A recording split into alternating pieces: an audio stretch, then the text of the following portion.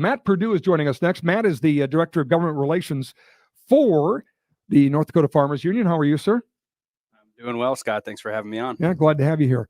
So I think what I just described in this way of an opinion from a listener and what we're here is exactly what you meant by the carbon conundrum 2.0, right? Well, that's exactly right. And I mean, there are folks who have legitimate views on both sides of this thing, right? I think the thing that I said on the main stage earlier is, whether you choose to participate or not, you have a decision to make, right? And we're just trying to give folks the best information that we can to help them make a good decision on their operation. That doesn't mean that they have to jump in. For some people, there aren't going to be immediate opportunities here. Or it's not going to be right for their operation. For others, there will be. And so today, this event is really about providing objective education. Let's talk to industry, right? Talk to our buyers and suppliers, have them talk to us. Let's have a dialogue and figure out where those opportunities are for producers X, Y, and Z and where the challenges might be for them as well. If you had to give us an Insta poll of North Dakota Farmers Union members, where would you think most would fall? Well, I think that, I think there are folks with a diversity of opinions. I think when we're talking about the economic incentives here, I think there's a lot of interest. I think as an organization, we've been very dedicated to let's find options, let's find solutions for producers, let's find voluntary programs they can participate in. And so that's an option. That's a decision that a producer can make. I think producers are interested in that decision. But, in this broader conversation, I think there's a diversity of opinions as there is everywhere. And polling in North Dakota, new poll, I don't know if you've seen it yet, but is rather interesting. It very much a political divide on what you believe in the way of climate action or climate change. Republicans, not so much. Democrats, very much. And independents kind of somewhere in the middle in that front. What I think is most important to this argument is if we don't find a solution, or solutions to this issue, there is no doubt that modern agriculture and our energy industry, which provides a whole heck of a lot between ag and energy, literally everything you do is affected by it. And that if we don't have a longer term solution, that those two industries are going to suffer. Is that too strong? I think that we need to find solutions. I think we need to find incentives. I think our biggest concern is that folks are worried that someday down the road, there's going to be a mandate that you're going to have to farm ways X, Y, and Z. And so we are really focused on, well, let's demonstrate that we can do this on a voluntary basis. We had a conversation in one of our prep calls with one of our panels here the other day. And really the challenge that we have in this space right now is the farmer or the rancher being able to tell the buyer what they have on their operation, and the food retailer being able to tell the consumer the value that they're creating. Farmers and ranchers are great stewards of our natural resources. They're creating public value when they do that.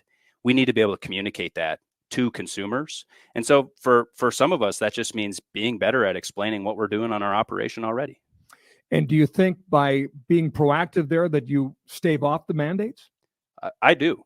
I think being proactive, providing incentives, providing compensation to producers who do these things is a much better solution, right? And we know that in this space, it's not one size fits all, right? So let's find a solution. Let's find solutions that work for farms, corn and soybean farms in the southeast corner of the state. Let's find opportunities for wheat and pea and lentil farms in the northwest corner of the state. But if we end up down the road looking at something where it's mandated, you're gonna lose a lot of the diversity that our farms have and a lot of the diverse solutions that they need. Walk us through some of the things that'll happen today here. I know we're just underway with the food and agribusiness perspectives. Then we have the sustainability at the farm level. You have a keynote speaker in Rob Sharkey, the shark farmer. Yeah. We're going to have him on the air later. He's a hoot. Yeah. Social media rock star, isn't he? Yeah, he is. What is his take on this issue? So Rob is really coming to set an example for folks of how we tell our story. U.S. agriculture, U.S. family farmers and ranchers, we need to do a better job of telling our story. Rob's a great example of that, right? You see him on Sirius, you see him on TV, and he's doing a good job of being authentic, saying, hey, I'm an Illinois grain farmer. Here are my views. Here's what's my day-to-day life, right? And conveying that to a broader audience. So very helpful in conversation, which I think is desperately needed, because you have folks, not unlike the texter I read earlier, that just dig their heels in and hate the whole idea of doing anything in the way of solutions because they see it as succumbing to a woke green agenda, versus people that obviously see opportunities. I mean, the Summit Carbon Solution Pipeline is a prime example. Obviously, a different argument than largely what we're talking about today on the agriculture side, but helps corn farmers, certainly, big part of that. But again, some landowners philosophically say, I don't want that on my land. Never mind the safety or, so communication is key here, isn't it? Well, and Scott, let me say, I mean, we recognize there's a lot of noise in this space, right? There's a reason that we don't have politicians on the stage, right? Let's have a conversation about the market-driven forces here. The market-driven forces, let's untangle those, and let's figure out how you make a good decision for your operation. Let's focus on the economics of it. Again, it was an intentional decision last year and this year. We're not going to have politicians on the stage. We're going to have companies, we're going to have buyers, we're going to have suppliers, we're going to have farmers and ranchers on that stage talking about this issue. Other events today, Dr. David Ripplinger, who also will join us, is going to talk about putting a price on carbon. Then there's a panel on incentivizing on-farm carbon management, and then wrapping up with the carbon conundrum farmer and rancher perspectives as well. So an Edgeley farmer, Wolford farmer, Beulah rancher will be here, and that'll be an interesting conversation as well. What from the agenda are you most excited about here? So what I am most excited about, and same way every year, is I'm excited about the questions that come from the audience.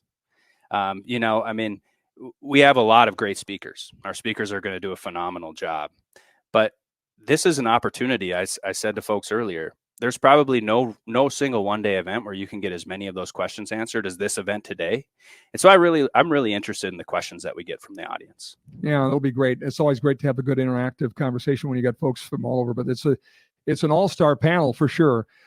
In the end, what do you think the outcome will be from an event like this? How does this move the needle?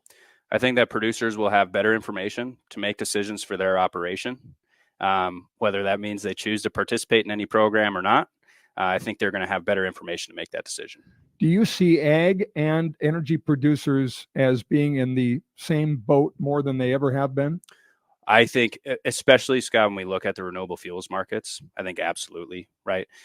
We're really in a situation right now where we really need to promote and defend liquid fuels, right? And I think that the collaboration between our ethanol industry, our biodiesel, our renewable diesel industries, sustainable aviation fuel, collaboration between those and our oil and gas producers is critical. This really is a battle between the EV world and the combustion engine, isn't it? Yeah. And those liquid fuels obviously feeling the right? Yeah, and liquid fuels are a solution. They're ready to go right now, right? And so we really need to promote that market. Matt, thanks for the time. Good job on a great lineup here. Looking forward to taking it all in after we get off the air and chatting with a few of the speakers here today on the program. Thanks a lot, Scott. Thank you. Appreciate it. Matt Perdue, Director of Government Relations for the North Dakota Farmers Union.